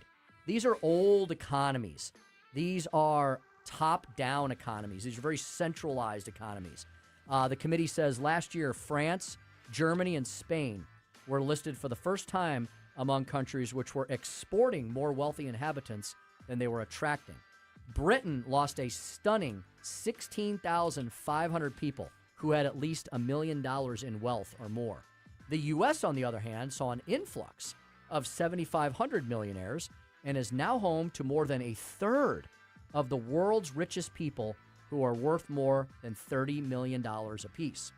It won't surprise you to learn that most of the tax refugees from other nations are not just moving to the U.S., they're moving to red states, and they're avoiding New York and California. Speaking of California, as we wrap up here, to show that even though they are moving to the U.S. still has a lot of internal differentiations. CNN's Fareed Zakaria, who is a very well-known liberal, blows the whistle once again on California's fall from grace. This is the second or third installment I've seen of the Fareed Zakaria California bash, and he lets them have it. Fareed Zakaria's latest column and 6-minute spanking online of California politicians for ruining this once great state is well worth watching. Fareed rightly blasts California as a, quote, case study in how a rich society can spend more and more while producing less and less of what its ordinary citizens need. Fareed pointed out that since 2000, California's population has grown by roughly 15%, and the number of state employees has grown by more than 50%. The state's general expenditures have grown by more than 200%, from $78 billion to $248 billion. Its per-pupil spending on public education is well above the national average, but guess where its performance ranks? In the bottom third of the states. Zakaria reports that in 2025, California failed to add any new jobs on the net. Private industries outside of government actually shed jobs. The state is using public spending to paper over private sector failure and stagnation. Zakaria asks, why does a state with so much money, talent, and promise make life for ordinary Americans so hard? Maybe somebody should take Fareed Zakaria's treatise and present it to Governor Gavin Newsom for comment. And that is the Speaker's stump speech for today. Then let's just put in comparison here America's poor compared to the world's poor. A person earning $16,000 per year, that's a single person in the United States, that is the federal poverty line. That is 80 to 90% of the a person earning $15,000 per year is richer than roughly 80 to 90% of the world's population. I didn't know it was that big. Yeah. Wow. 80 to 90% making $15,000 a year. That's wild. You know, Chris, I haven't seen a lot of abject poverty, but I saw it one time when I was in central Mexico, in Puebla, which is a little town, and it's kind of a big town, 70 miles south of Mexico City. I was there for a conference, and it was one of those places where they said, hey, beautiful city, a lot of history, don't go out at night. Yeah. But you can go out in the daytime. It's very safe in the daytime. So I was wandering around the city, and I went down this random alleyway hall, and I stumbled across, I think, what was kind of maybe the ghetto part of that city. And there was an old woman sweeping the floor. It was I guess a house, but it was stone. There was no windows, and she had a dirt floor. Yeah. And I was like, that's the most abject poverty I've probably seen. And she seemed happy and all that, and she's in a city and all that. But in today's world, in the 2000s, people with dirt floors still exist on planet Earth. I mean, our poor have air conditioning, they have refrigerators, they have microwaves, they have automobiles in many cases. You want people to have a higher standard of living, but when you talk about poor is what you're talking about, not because you are not enjoying the fruits of American. And I probably saw an upper level of poor because she had a roof over her head. Yeah. There's a lot of people that don't even have that in some of these third world countries that are so war-torn by violence and drugs and gangs and cartels. So, yes, we still have lots of problems here, but I think we need to put it all in perspective. Exactly. Right? Indeed. All right. A guy who definitely puts us in perspective in our place every single week is Dr. Randy Tobler. He'll join us next. He's the prescription for what ails us. He'll be with us next year on the Tim Jones and Chris Arps Show, 101.9, 94.1 News Talk STL. I found my mind in a brown Like and subscribe to us on Rumble. News Talk STL. I tripped on a cloud and fell 8 miles high. I tore my mind on a jagged sky. I just dropped in to see what condition my condition was in. From the News Talk STL Weather Center. It's a beautiful sunny day out there. High temperatures in the low 80s. The humidity not bad at all. It's in the moderate range. And with all that sunshine, going to be beautiful. Very nice at the ballpark this evening with temperatures in the 70s. And again, not too muggy. Overnight lows in the 60s. Now showers and thunderstorms return to the forecast tomorrow as high temperatures reach into the low to mid 80s. In the First Alert Weather Center, I'm KMOV meteorologist Kent Earhart. Hey, Jamie Ullman here for Window World. Did you know that Window World offers a lifetime warranty that covers all parts, glass breakage, and labor? They are one of the only 2 replacement windows with the Good Housekeeping seal of approval. Window World St. Louis has been owned and operated by a group of born and raised St. Louis residents for more than 23 years. And now Window World is offering 36 months same as cash financing with approved credit. Call them today. 800-GET-WINDOWS for a free in-home, no-pressure estimate. That's Window World at 800-GET-WINDOWS. I'm Dr. TJ, owner of the Institute of Natural Health, co-owner of Optimal Nutraceuticals, and the host of Wellness One. Wellness One is designed to cut through the nonsense and provide you common-sense, science-based information regarding health and wellness. On the show, we discuss topics like thyroid health, gut health, hormone optimization, and many others. Our show airs Saturdays at 10 a.m. and 2 p.m. and Sundays at 11 a.m. and 3 p.m. right here on Newstalk STL. And you can visit us at inhstl.com. That's inhstl.com.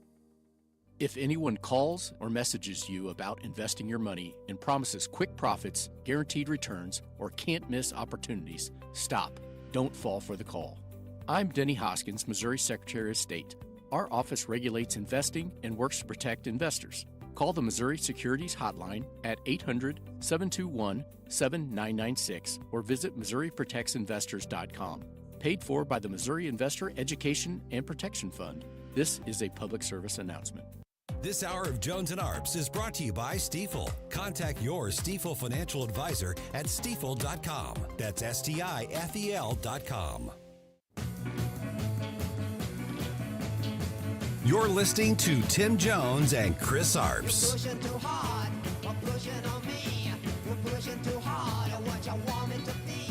Today we are here to announce the results of the 2026 National Healthcare Fraud Takedown. This announcement marks the greatest combined federal and state effort in combating healthcare fraud in history. These individuals participated in healthcare fraud schemes involving over $6.5 billion in false claims submitted to Medicare, Medicaid, and other healthcare programs. Gentlemen, we're about to enter the fascinating sphere of police work. The world of forensic medicine. Truly, you have a dizzying intellect. Randy Tobler, Truth Warrior, Woke Destroyer. As he does every Tuesday afternoon, Dr. Randy Tobler back with us here today. One of the hardest working guys in medicine and radio. How you doing, Doc? I'm doing good. Either of you need an orthopedic brace? I know where we can find a couple. Not yet. keep it on ice for me. Just kidding, Bobby Kennedy. Just kidding. Oh man, Dr. Tobler, Tony Fauci, right? I'm sure, Doc, that many leftists still have little shrine. Remember the shrines, Doc, that they had to Tony Fauci? Like he was some kind of patron saint of, well, I guess he was the science. And so, they all bowed down to him. Well, Tulsi Gabbard gave him a little comeuppance on her way out the door, didn't she? She absolutely did. And I think while some of it was sort of a rehash of some stuff we knew, there was also some more revealing and very overt emails. I mean, even if you read, even outside the redactions, pretty damning stuff there. And it was in such a nice, concise, summarized way there that it's hard to argue that he didn't know that something was going on, that maybe it was by another name, but nominally called something else, but functionally gain of function research, right? Mm-hmm. And that's the problem.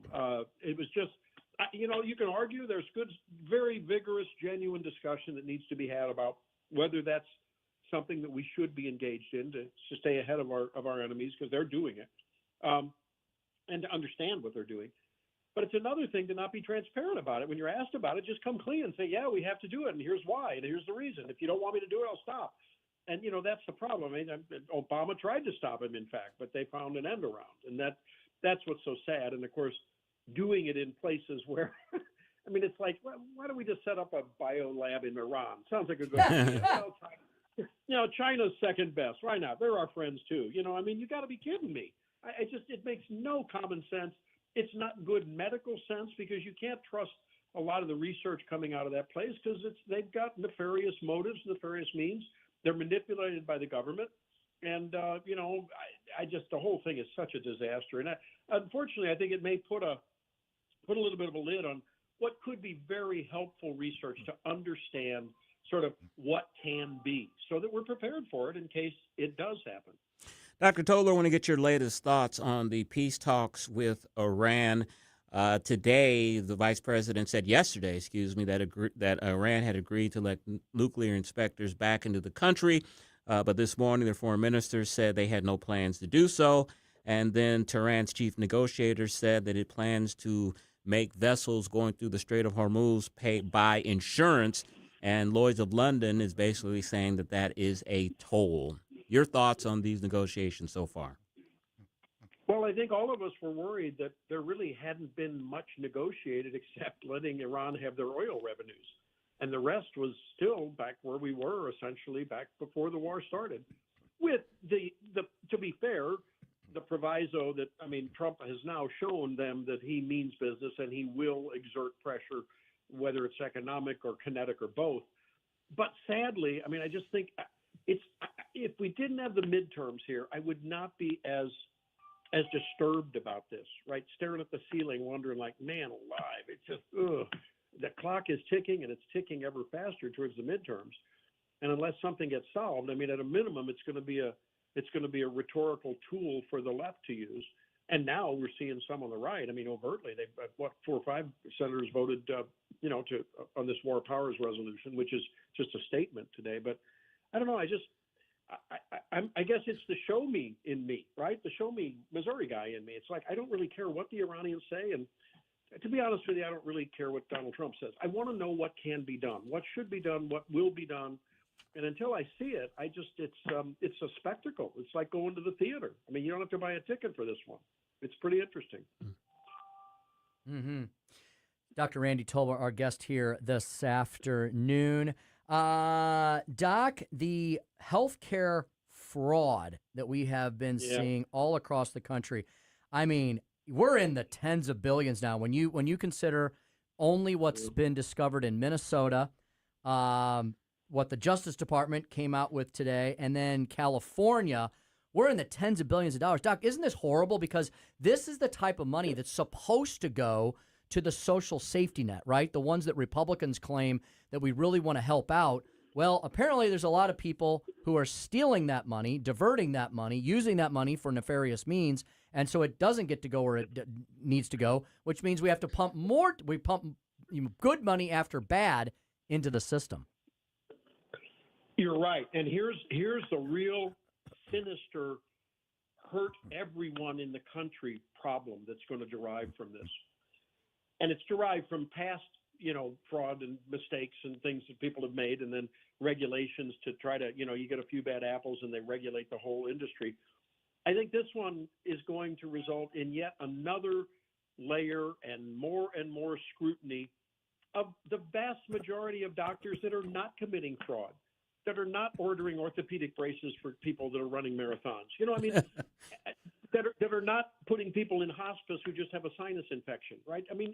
And the sad thing is, what that means is those doctors have to, take time out of their day to answer questions of regulators to prove that they're not fraudsters, because the default assumption will be, we're from the government, we're paying you for someone's care. And by the way, the insurance companies will follow. They always follow what Medicare does.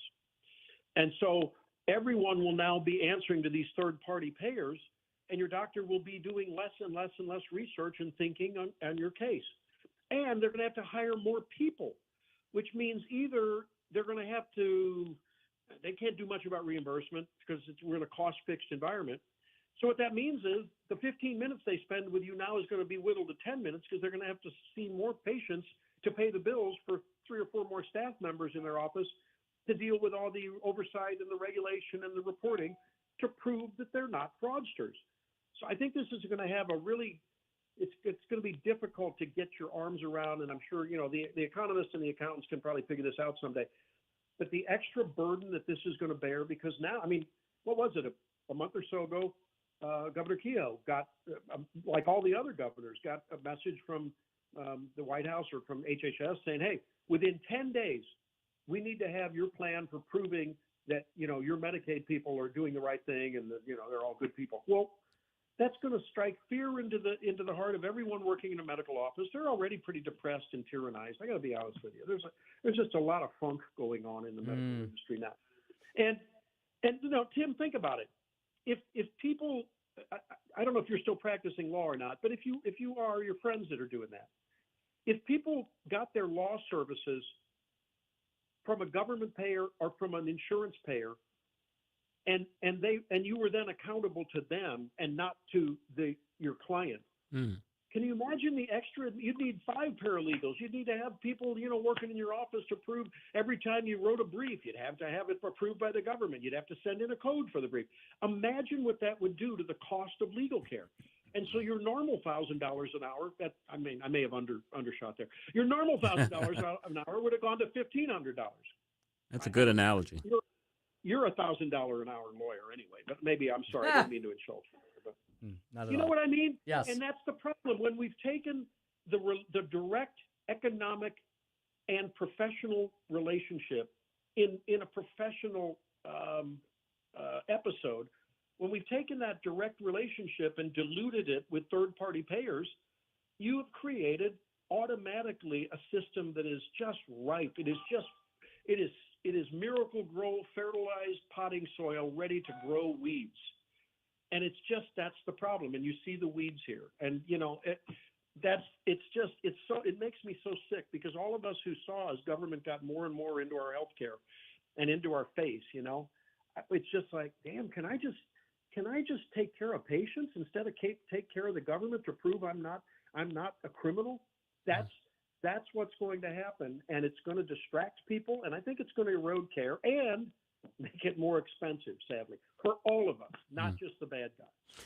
Dr. Tobler, a liberal advocacy group called Protect Our Care, says that the number of people enrolled in Medicaid and affordable care plans has fell by more than 5 million people in the last 12 months. I got to tell you, I was one that was worried when the subsidies lapsed. I thought we'd be seeing commercials every other day from the liberals showing a single mother that her health care has lapsed, and now look at the situation that she's in. Why do you think that the Democrats have not made hay out of this. And what's your thought on 5 million people are not enrolled in Obamacare anymore?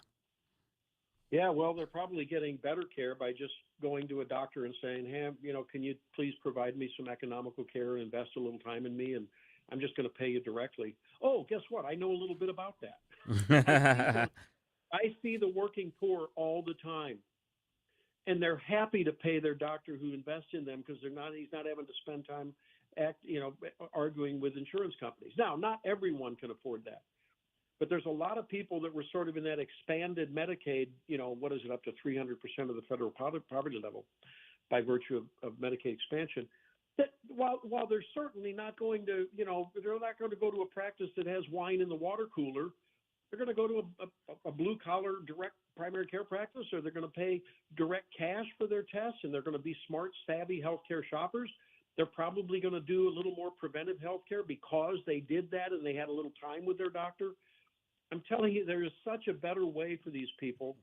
And I think actually probably some of the folks actually are realizing that, hey, yeah, I don't mind. I'll pay a little more for my child to see a family practice doctor that does this and gets a different care than they get. And I'm not denigrating doctors that work in the traditional system, but they're stretched for time. They can't give patients the same care.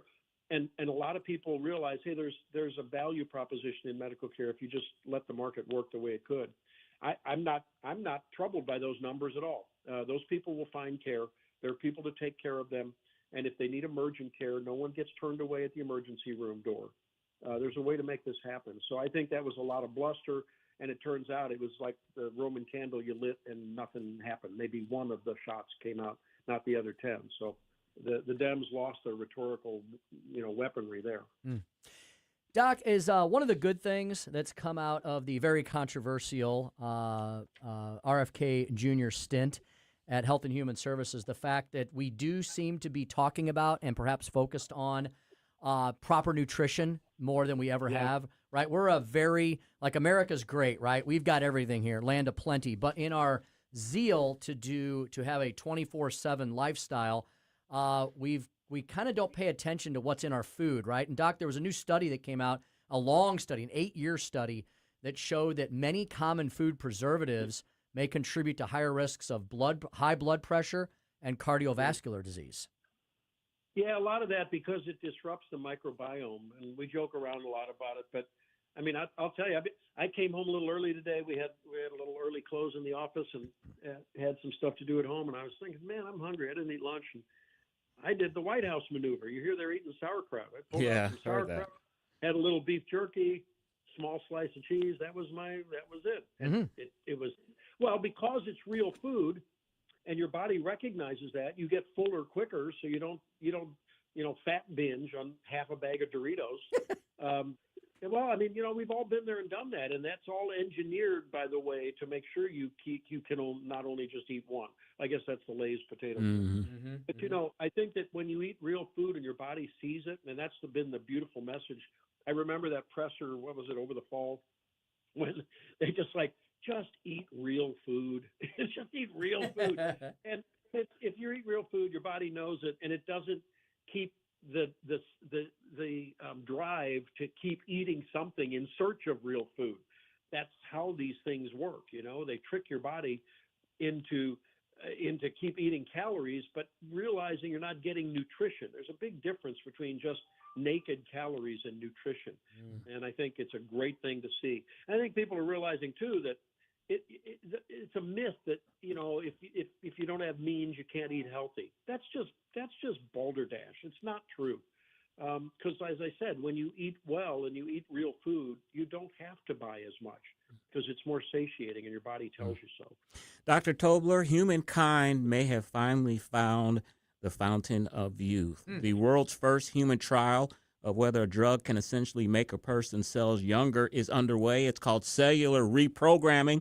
The therapy targets 3 genes that can partially reprogram old cells. Is this the fountain of youth?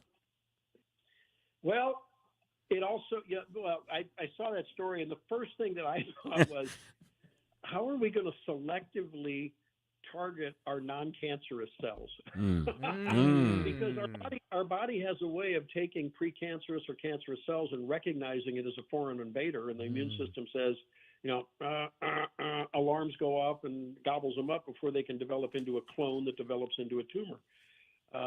And so you wonder, is this going to be a selective enough technology that it doesn't rev up and give some immortality to cancer cells, which, by the way, are defined by immortality in a way, right? So I don't know. Is it going to take a bad cell and make it even worse? Who knows? I think we're in the infancy stages of genetic engineering. It's here. You've probably heard about using the mRNA vaccines to alter cholesterol instead of taking an expensive once-a-month shot. I think we talked about it, in fact, a week or two ago. So it's exciting. I talked with a doc friend of mine. He's taking that shot. I said, well, you want to do that experiment? He goes, yeah, I'm a late adopter. Not quite yet. So we'll have to see where it goes. But think about what that would mean if it was successful. And let's say that, you're not going to be able to immortalize people, but because other things happen, right? You have infectious diseases, you have other things that happen. Get hit by trucks. Yeah, right. And if you did that, well, you could get caught in Portland and Antifa rally. It could happen. But if you think about that, what would that do? I don't want to sound macabre here, but what would that do to our Social Security system, to our economy? My God. I remember Rush Limbaugh used to joke. He said, if you want to salvage the Social Security system, just re-implement tobacco subsidies, because that's the problem. We don't have enough money. It would be an amazing thing. It would be a wonderful thing. How we would continue to support people in their old age. Maybe they were young and vibrant. That would be good, too. I don't know. It's exciting. It's a brave new world, but it's a little bit scary when I think about the potential other side of that double-edged sword. For sure. We'll have to see where it goes. That's Dr. Randy Tobler. He's the host of the Randy Tobler Show every Saturday morning here on News Talk STL from 6 to 9 a.m. Randy, thanks so much for all the time, as always, and we'll talk to you again soon. Thank you, sir. All right. See ya. Take care. There he goes. All right, one final segment left. Chris, I think we're talking... A not-so-surprising poll on data, however you want to say it, centers. Data center polling, that's up next. And then Larry Connors USA, all straight ahead on the Tim Jones and Chris Arps Show here at 101.9, 94.1 News Talk STL. Made in St. Louis for St. Louis. It's News Talk STL.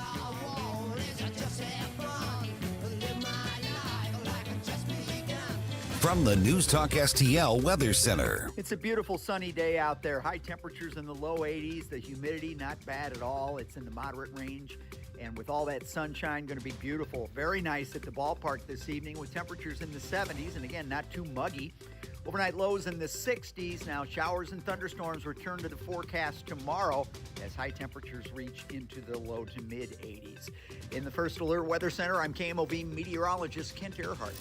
The Vic Porcelli Show. The Media Research Center, our great friends, are out to prove that The View is a political operation and they should be giving equal time to political candidates. We'll talk about that. Kenny and Al come out right out of the gate Wednesday at 9:05. Weekday mornings at 9 on News Talk STL. Jamie Allman here, tossing and turning over retirement worries. You're not alone. 3 out of 4 Americans share your concern about having enough saved. But here's the thing. A comfortable retirement isn't out of reach, even if you're planning for 30 or 40 years ahead. Every day, Jeff Portman from the Gemini Wealth Group helps people avoid the critical mistakes that can derail their retirement. Build your path to financial confidence. Visit GeminiWealthGroup.com or call Jeff directly at 314-888-0123. Securities and advisory services offered through LPL Financial, a registered investment advisor. Member FINRA SIPC.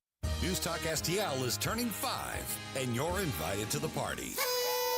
Join us Friday night, June 26th at Frankie Martin's Garden in Cottleville for a totally rad celebration with the Retro Nerds, St. Louis's favorite 80s tribute band. Live on the outside stage from 7 to 10. It's an all-ages show, so bring the whole family and stop by and see us at the News Talk STL Pavilion right near the stage. Frankie Martin's Garden, the place for and about community in Cottleville. Details at frankiemartinsgarden.com. 1 in 4 women will have an abortion before the age of 45 in this country. That's the tragedy we must work to stop. Mike Ferguson from The Morning Show here, and that is why Reach Reproductive Health is here to empower parents to save the lives of innocent children and to see these families come to Christ. And you can be a part of saving and changing lives. So pray and visit outreachforlife.org to learn more, volunteer, and donate. That's outreachforlife.org. Bill, that's a big smile for an old politician. I'm thinking about our plan. It's slick enough to make a lobbyist blush. First, we hoodwink voters with Amendment 5. Tell them it's a tax cut. Once they're hooked, we decide who pays the higher taxes. So it's not a tax cut plan, and we don't get a say? Right, just swaps who pays the tax, but it does remove 3 voter-passed taxpayer constitutional protections. That lets us levy new taxes on services, increase sales taxes, and even tax home sales. And voters will no longer get to vote on tax hikes. Higher sales taxes on groceries, gas, service taxes on doctor visits, childcare, and even rent on apartments. Jeez. Taxes could exceed 20%. Sure, they figure that up to 80% of taxpayers will pay more taxes. Many, hundreds more. Seniors, they'll get hit even harder, but our big donors will cut a fat hog. The ones getting butchered by Amendment 5 are most taxpayers. I'm voting no on 5. Paid for by Missourians for fair taxation. Hey, firearms enthusiast, looking for a family and veteran-owned shop with a wide selection of products and services? Head to DG Firearms, 115 Business Highway 61 North in Bowling Green. DG Firearms has been your one-stop shop for custom ARs, Cerakoting, laser engraving, gunsmithing, suppressors, ammo, and reloading supplies. DG Firearms, 115 Business Highway 61 North in Bowling Green, and online at dgfirearmsllc.com.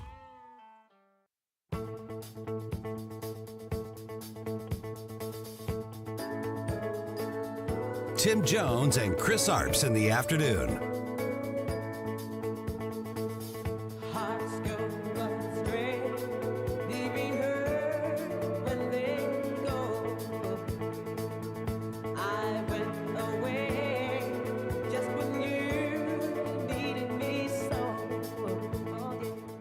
Residents have complained about a group of juveniles shooting fireworks at themselves and at homes. St. Louis police say it escalated on June 14th when a resident confronted the group and was shot. He survived the attack. There are individuals who are armed and they are not afraid to fire off their gun. City police are urging people to not confront anybody who is setting off fireworks. Instead, call police. What does the world come to when juveniles, instead of just, having It's fun in the wild. summertime, they just need midnight basketball, right, Tim? Bring it back. That's what they need. Bring it back, keep them busy. Midnight basketball.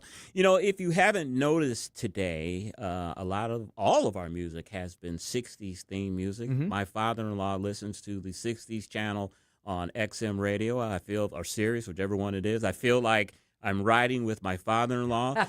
Joey, what was the Jones and Arps meme today, and why are we listening to 60s music? Well, I just hadn't heard some 60s tunes in a while, so that's what I picked. But the meme is actually Red Dragon Fireworks is one of the sponsors of the station, and so I've got you and Tim on the cover of what would basically be a Lord of the Rings book, fighting a dragon. A red dragon is shooting fire right in your face, and you've got your shields up, and it kind of looks like Chris is protecting Tim. We look badass. I would rather badass. would have been riding the red dragon. Now that sounds like heroin. Is that what you're talking about? That's the white pony. Okay. That's the white pony. Yeah, you should have had us riding the red dragon. Well, first you have to tame him. We'll see what tomorrow's picture looks like. This is a very cool meme. I have not checked it out. As usual, my hair is perfectly parted. And Chris, we both look very stern. Oh, like we're all muscled up, and we've got swords and shields. It's looks like a comic book kind of cover, and it's a big red dragon blowing flames on us. I have to check that out after the show. Joey, what do you do with all of these meme pictures at the end of the day? Do you have them in a file somewhere, or just once the show is over, they're gone forever? Well, they do exist out in the ether, of course. We live stream everything, and so it shows up there. But yes, I do delete all proof that you guys ever existed from my computer every day. I don't want you clogging up my stuff. And one more thing before we get to the final stuff. What made you come up with the idea of doing it every day? Well, first I was just making it so people would stop the scroll, as they say. As they scroll through Facebook and Twitter, oh my gosh, what is that picture? Who the heck is on the show today? What? That's insane. And then I started to customize it with a different car every day from a movie. I remember that. I was doing like Ferris Bueller Ferrari and Night writer, and then I decided to actually give me a reason to tag a sponsor every day. The radio stations don't really do that extra touch of thanking the sponsors in a way that I think is kind of fun. So I customize a picture, see who the new sponsors are, and then tag them on Facebook, and then hopefully they smile and say, oh, they do care about us, because the sponsors are like family here. And most of them, they do comment. They say, thank you very much for mentioning our business. And of course, I want all the fans that are watching along to click on those links and see what they offer every day as well. Very, very creative of you, Joy. One last thing. Boy, we're turning this segment over to you. It's not even Friday yet. You did go see a movie yesterday, and don't tell what it is, but are you excited? Were you excited about it? Are you excited to review it Friday? I am talking about Supergirl on Friday. Oh, Joe, you gave it away. So that is the big new superhero you are movie. Supposed to give it away. But it's not Marvel, it's DC. And DC's taken a little turn, where James Gunn, the St. Louis native James Gunn, is in charge of everything. Yeah. He didn't direct this one, so we'll have to see him handing over the reins to someone else, because he did direct Superman, but he didn't direct Supergirl. See if it is us back in that Zack Snyder version of DC where everyone was kind of bored with it, or if it's the next step of an exciting new DC universe. You've been in the radio business for a long time. What happened to the tease? Friday at 5:45. What do you mean? I can say the name of the movie. No, you have people your wondering tease what is it a bad is. Tease. They I don't are. like your they tease. Are.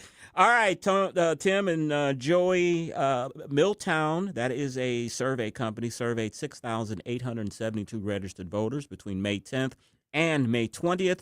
They recruited from online panels, and the margin of error is 3%. Tim, 49% support a moratorium on new data centers, while only 16% oppose. And listen to this. Just 8% of respondents who oppose data centers say they know of any data center near their home. So they don't even live near them. They're just against them because they're surveillance centers. They're surveillance center. Yeah, they're actually the places where we keep stuff, where we keep our data stuff. So yeah, I'm not surprised. 8% live near a data center that oppose these, but they're all horrible. This attitude. Part of it is. Look, some people are opposed to development. Period. Right? Yeah. We always get that. You got the NIMBYs out there, not in my backyard. But, Chris, some of this propaganda is being pushed by Communist China. Communist China. And they say that's propaganda that we're saying that's propaganda. Right. Communist China is going to build as many data centers as it wants because it doesn't care what its people say, right? Yeah. So they're going to build them as much as they can, and Communist China hopes that we do not win the AI tech data center race. I saw a meme last week that said that and it was from Ben Shapiro, who of course is with the Daily Caller. He had a meme up showing that this group that opposes data centers, they have a Facebook group. It is funded by George Soros. Well, of course it is. Chris, our friends at Power the Future unleashed a big report that said the biggest funders of the opposition to data centers is George Soros, Hans-Jörg Wyss, who is the Swiss left-wing billionaire, and there's this guy, I can remember his first name, maybe Chris, unfortunately. Yeah. His last name's Hohn, H-O-H-N. He's a Brit. He is a leftist billionaire from Britain. Where are all our billionaires? Yeah. Where's all our We got Elon. He's a trillionaire. We have Elon. He's a trillionaire. He needs to donate more to our super PACs. I'm sure he does his fair share. But yeah, we need a couple more active billionaires other than Elon the trillionaire. So. And I may sound conspiratorial when I say this, but they've kind of admitted it, that these foreign billionaires, George Soros and the Swedish gentleman, what they ultimately want is to bring down America so they can be the ones that are in charge of the world government. That's I know it sounds crazy, something out of a movie that Joey will review one day, but that's what they really want, is the downfall of America so that elites like them are running the world government. You and your black helicopters and your tinfoil hats. Exactly. All right, that is the end of the Tim Jones and Chris Arps show, but it's not the end of the programming here on News Talk STL. Next up, the story behind the story, when a CBS consultant told Larry how to do his job. What is wrong with him? You've been listening to the Tim Jones and Chris Arps show on 101.9 94.1 News Talk STL. Drive safe and have a great evening. Sandy, what's that? I'm reading up on this Amendment 4 on the August ballot. What's 4? Amendment 4 absurdly creates a new un-American minority veto power, but only for ballot issues that we citizens put on the ballot. Don't they say it'll protect conservative ideas? Truth gets in the way of their story. Amendment 4 would mean as few as 5% of the most liberal statewide voters in one congressional district could veto any good conservative idea or reform, even when a big majority supports it. That does sound un-American. How did that get on the ballot? The politicians put it there, and it would empower a small minority of liberals. They could stop funding for police, stop tax cuts, or any other common sense conservative policy we support. Only 5%? One district? That would make it nearly impossible to pass needed reforms or rein in politicians. Yep, Amendment 4 is a misguided power grab by politicians. I'm voting no on Amendment 4. Right. I'm not giving up my constitution.